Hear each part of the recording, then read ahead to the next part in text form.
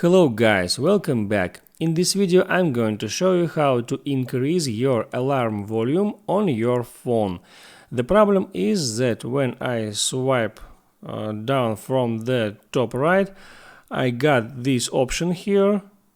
It's volume option, but it's not setting up the volume on the alarm. This option is for media, for application and so on.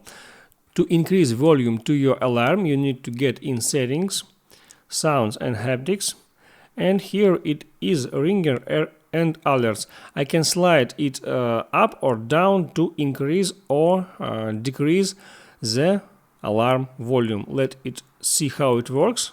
I will turn it to the right, and now I got the most loud alarm sound.